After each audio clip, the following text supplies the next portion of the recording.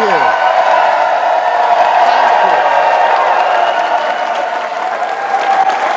Thank you.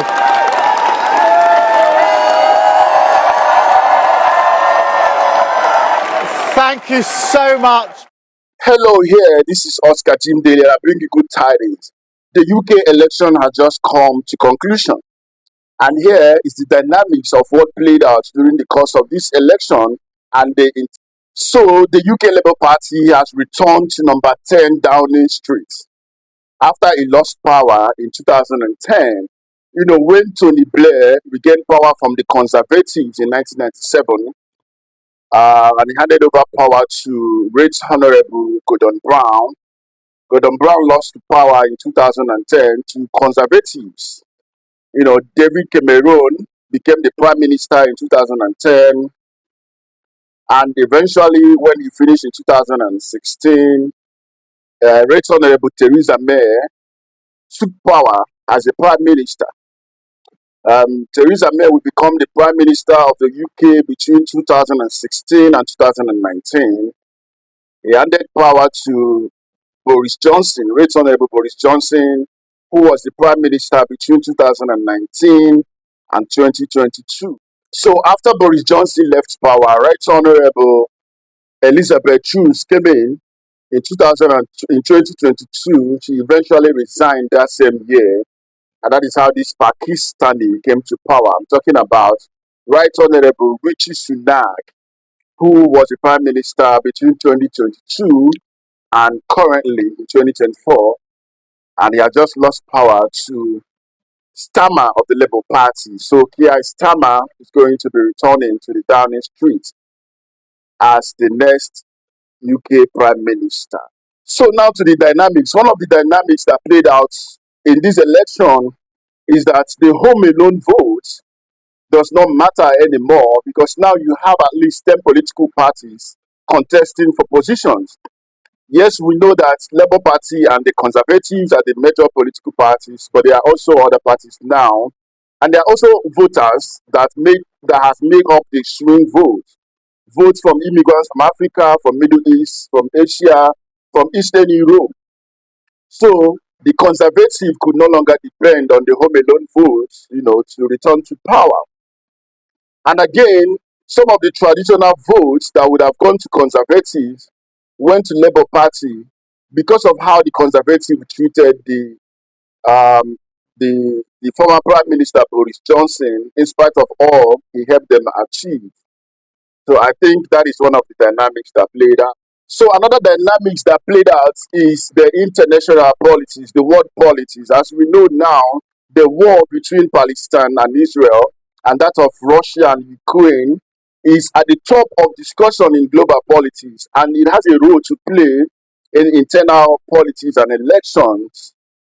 For example, migrants from Eastern Europe, they are disappointed at the dwindling support of the UK to Ukraine.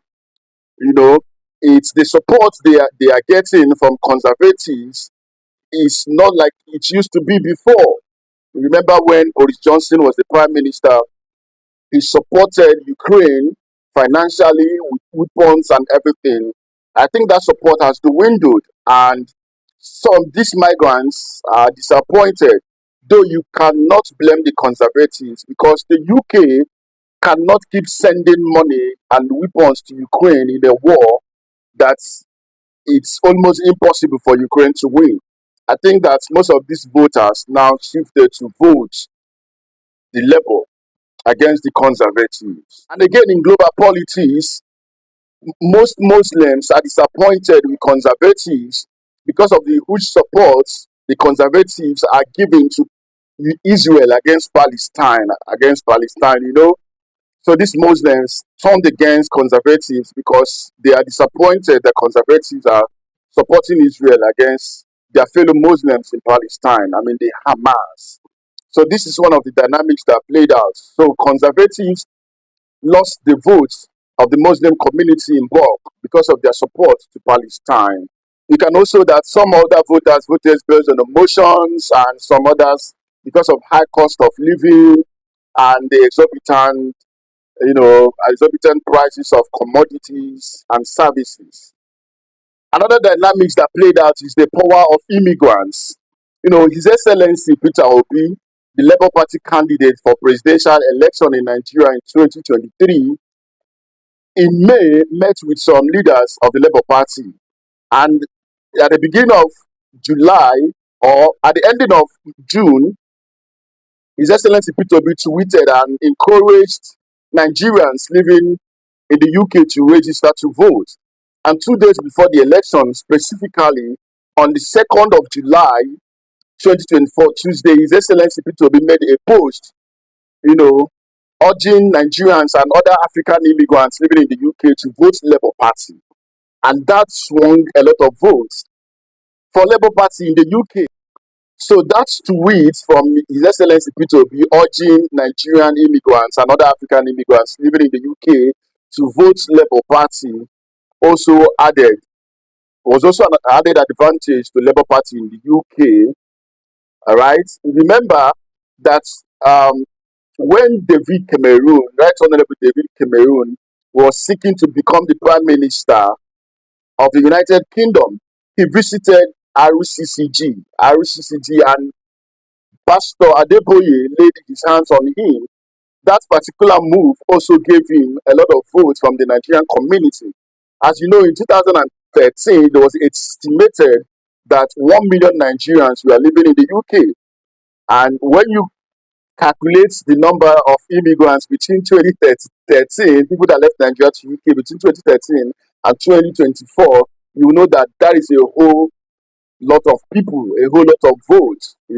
So that tweet and the power of immigrants played a part in this election that gave Labour Party the victory. So another dynamics that played out is the immigration bill that this outgoing Prime Minister, Rishi Sunak, pushed forward. That immigration bill, you know, bars dependents from coming to the UK. So even Indians and Pakistanis were astounded by that move by Rishi Sunak, and they turned against him. And that is what played out. So the thing is that Labour Party did not just win that election, it was a landslide victory. We say congratulations to Labour Party, and we believe that their ascendance into the number 10 Downing Street is going to bring succor and it's going to ease things for UK residents, especially for our African immigrants. Thank you, and God bless you for watching Oscar Dean Daily. Please endeavor to follow my page and stay tuned for more political and business discourse.